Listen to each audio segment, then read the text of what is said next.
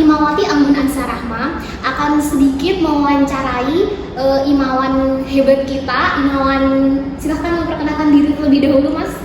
Perkenalkan, saya Muhammad Imam, mantan alumni Ketua Umum periode 2022-2023 IMM Arabbani Universitas Muhammadiyah Kudus. Oke, baik, bisa diceritakan lebih sedikit detail lagi tentang siapa sih Mas Imam ini sebenarnya? Kalau mengenai saya sekarang udah alhamdulillah diberi amanah di PCIMM Kudus ya, PCIMM Kudus sebagai sekretaris bidang dan di pimpinan pimpinan pemuda tingkat cabang itu sebagai bidang organisasi, dan di tingkat daerah ini insya Allah diamanai sebagai sekretaris satu pimpinan daerah pemuda. Yeah. Enggak ikut Kudus. Kalau Kudus kan lingkupnya udah beda, udah ikut domisili kita. Kalau saya domisilinya dari Demak sendiri, makanya saya ikut di Demak ya. Oke, kali ini kita akan sedikit memberikan pertanyaan ya kepada Imawati Muhammad Imam Muhyiddin. Nah, langsung saja ke pertanyaan yang pertama. Bagaimana sih pandangan Mas Imam sendiri tentang organisasi IMM ini di lingkungan kampus? Untuk IMM ini kan kita di lingkungan kampus Muhammadiyah ya, kita harus ikutlah organisasi di Muhammadiyah sendiri, yaitu di IMM ini. Kan di Universitas Muhammadiyah ini ada HW, IMM, dan Tapak Suci. Nah, kita unggulkan di IMM-nya ini sendiri. Karena apa? IMM Arabbani sudah terfokuskan di mana kesehatan itu sendiri, dan lebih enak lah untuk mengenai keilmuannya. Kita diskusi masalah kesehatan, diskusi masalah perkuliahan kita enak, udah terpetakan sendiri gitu. Oke, lanjut ke pertanyaan yang kedua. Apa yang membuat seseorang harus join di IMM? Sangat banyak sekali pengalaman di IMM mengenai ya tadi kita sharing bersama. Di IMM kita ini tidak memandang siapa kamu, terus dari mana kamu, itu tidak memandang. Itu disamaratakan. Kader ya ikut dirangkul, pimpinan 1, pimpinan 2 ya ikut dirangkul semua. Jadi di IMM itu tidak ada senioritas lah sebenarnya seperti itu. Dan tambahannya teman-teman, bahwa aku juga merasakan sendiri bahwa di IMM ini sangat memprioritaskan sistem kekeluargaan. Jadi kita tuh ya kumpul-kumpul aja, nggak ada perbedaan antara pimpinan 1, pimpinan 2, atau kita sebagai kader, seperti itu. Lanjut ke pertanyaan yang ketiga, benefit apa yang didapatkan terutama di IMM di lingkungan kampus Muhammadiyah ini sendiri? Oh, sangat banyak sekali kalau masalah benefit. Untuk pengalaman saya ya, selama awal jadi kader, pertama jadi kader sampai di sini jadi pimpinan cabang yang sudah melewati lika-liku banyak sekali. Yang pertama itu relasi saya banyak sekali, dari mulai diamanai di bidang-bidang organisasi lain seperti tadi pemuda, itu sangat strategis sekali. Terus masalah beasiswa, alhamdulillah saya pas saat semester 3 itu alhamdulillah udah mendapatkan beasiswa 1 semester.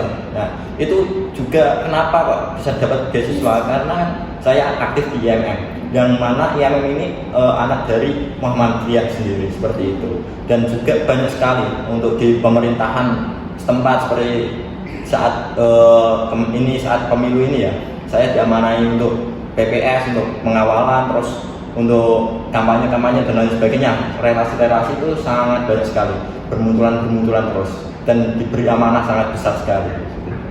Iya, terus kalau kayak secara simpelnya ya, kita lihat dari lingkungan kelas sendiri, kita sebagai anak organisasi itu bisa kayak lebih berani daripada mungkin teman-teman yang tidak ikut organisasi, karena di organisasi itu sendiri kita dilatih untuk public speakingnya, terus skill-skill kita itu bisa dikeluarkan, seperti itu ya Mas Imam.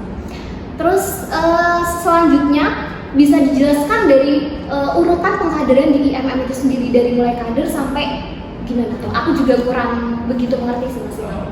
Ya, di sini kan ada sistematika kader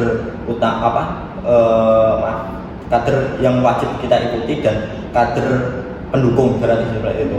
Kalau sistematika kader pendukung itu ada setelah kader, temu kader dan lain sebagainya. Itu untuk memerikat bagaimana sih di MM itu biar tidak pada lari-larian, tidak keluar masuk seenaknya saja. Jadi kalau udah masuk ya udah ada yang mengayomi seperti itu. Terus untuk urutan-urutan apa saja, yang pertama itu ada Masa Ta'aruf. Pertama kita masuk di kampus ya. Untuk pertama kali kita masuk di kampus Universitas Muhammadiyah sendiri kan ada Masta, PKKMB dan lain sebagainya. Dan Masta ini cakupannya itu dari IMM. Terus kedua ada BAD, Darul Arqam Dasar, itu sangat wajib bagi yang mau lanjut ke pimpinan 1, pimpinan 2 dan lain sebagainya dan terusnya. Terus ada BAD ini ada Dam Darul Arqam Madiyah. Ini lingkupnya ya udah mulai agak tinggi. Kalau ingin lanjut ke PC pimpinan cabang atau PD pimpinan daerah tingkatan Jawa Tengah. Terus ada Darul Arqam Purna. Nah itu udah lingkupnya udah luas sekali. Mulai Nusantara Indonesia ibaratnya kalau mau jadi pemilihan di DPP IMM sendiri harus mengikuti perkaderan dari bawah sampai ke atas, harus runtut seperti itu. Oke. Terus ini mungkin pertanyaan yang bisa menjadi pertanyaan untuk beberapa pimpinan atau kader-kader muda. Nah, tips untuk menjadi ketua umum IMM khususnya Albani. Apa sih tips yang Mas Imam berikan, bisa Mas Imam infokan kepada teman-teman calon kader misalnya, biar mereka yang mungkin mempunyai cita-cita untuk gimana sih caranya aku biar bisa jadi ketum kayak gitu.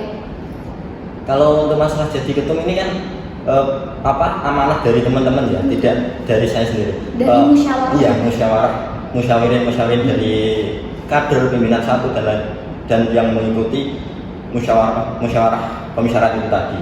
Nah, alhamdulillah saya kan sudah diamanai. Yang pimpinan pertama itu saya diamanai sebagai ketua bidang tabligh, yang mana selanjutnya ini saya diamanai sebagai ketua umum ini tadi, yang cukup berat sekali. Di situ masalah tips-tips untuk menjadi ketua umum ya, bagaimana kita menyikapi keadaan di komisariat itu, terus untuk penyelesaiannya itu harus bisa, terus ya seperti itulah untuk menjadi ketua umum. Bagaimana kita untuk mengelola organisasi itu? Kalau kita udah bisa mengelola organisasi itu cukup baik, pasti orang-orang ini bakal mengamanai kita sebagai ketua umum itu tadi, atau enggak ketua bidang lah minimal seperti itu. Terus kayak gimana kita biar nggak bersikap egois karena menyatukan beberapa kepala itu cukup susah. Susah sekali. Terus yang pertanyaan terakhir, gimana sih harapannya Mas Imam terhadap para pimpinan baru ini, juga para calon kader ini? Harapan saya untuk kader baru ini semangatlah untuk mengikuti perkaderan dari awal sampai nanti seterusnya lah. Kalau kita ingin lanjut ke DPD, DPP dan lain seterusnya itu bisa lanjut terus, dan jangan terus berhenti di IMM saja. Di organisasi Muhammadiyah itu ada banyak sekali, ada 7 organisasi. Nah, kita harus bisa fastakulul khairat di situ juga. Jangan hanya fokus di IMM saja. Jangan duduk manis. Oh, aku udah ikut IMM, itu jangan. Tapi kita harus ikut berperan di mana kita inginkan seperti itu. Nah, untuk pimpinan yang saat ini ya, semoga tetap semangat. Jangan berkeluh kesah, dan apapun permasalahannya harus diselesaikan dengan kepala dingin. Jangan sampai kita harus gontok-gontokan, terpecah belah, harus membuat circle-circle baru. Jangan sampai seperti itu. Oke, terima kasih Mas Imam atas kehadirannya untuk bergabung dan menjadi tamu pertama kita, perdana kita nih teman-teman. Semoga ilmu yang sudah disampaikan oleh Mas Imam bisa bermanfaat untuk kita semua. Aku Anggun Anissa Rahma, Imawati Anggun Anissa Rahma dari bidang Menkan, mengucapkan sangat terima kasih kepada Mas Imam ini. Wassalamualaikum warahmatullahi wabarakatuh.